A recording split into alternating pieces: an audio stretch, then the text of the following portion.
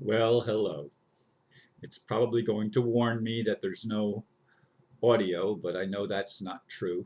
It hasn't come up on the screen yet, but it's been coming up every time I do a video. Now, I sat at the computer this morning when I got up, trying to remember what came to me in the middle of the night.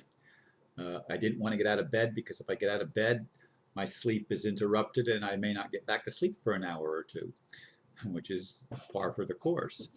Uh, So I stayed in bed and I totally forgot, even though I've racked my brain then and a couple other times today, trying to remember what it was that came to me that was so good for a topic, but I don't remember.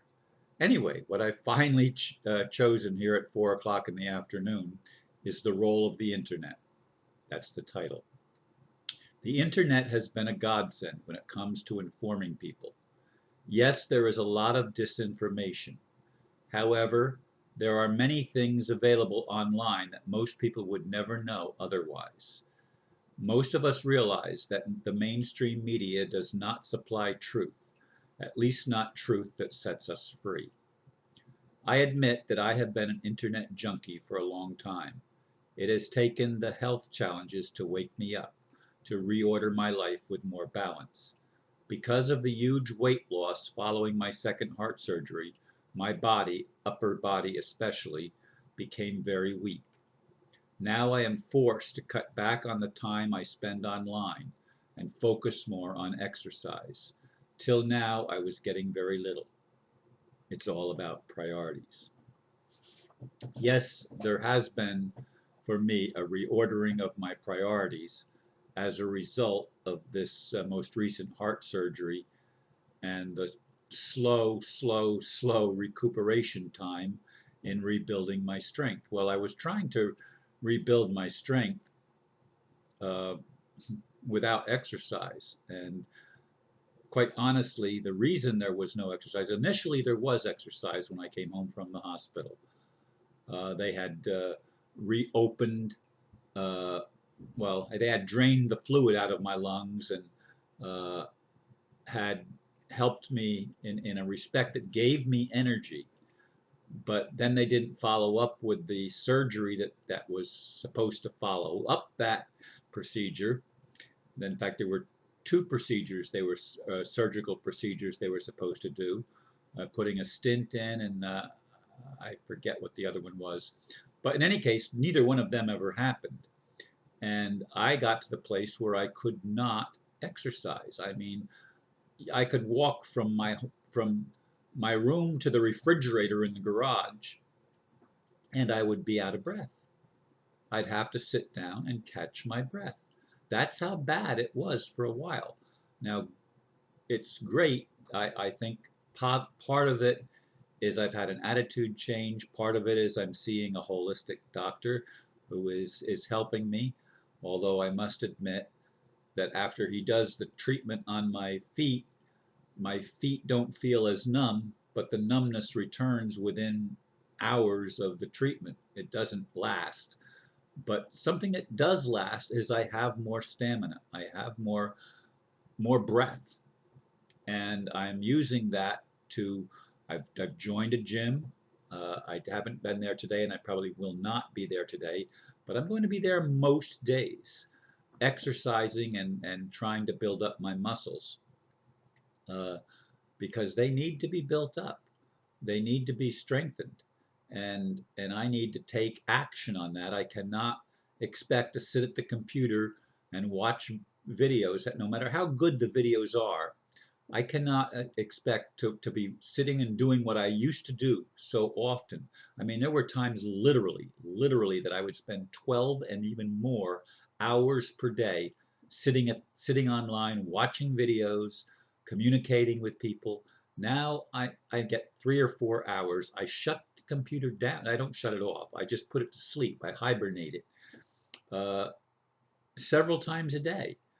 And I just get away from the computer and I force myself to focus elsewhere, both on exercise and other activities, so that I'm not addicted to the computer. And yes, I was seeing it somewhat as an addiction, uh, even though it's not the same kind of an addiction like a drug or something like that. I shy very strongly away from becoming addicted to drugs, even prescription medications, as many of you realize. I can't wait till the day comes that all of my prescribed drugs are done away with, and I'm taking totally holistic uh, vitamins and supplements and things like that. Still, I mean, I'm taking 12 different supplements right now, including a five uh, 5,000 milligrams of vitamin C a day. That's the biggie.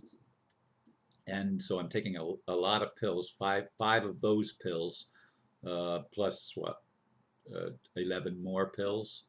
So I'm taking 16 pills a day that are not prescription pills.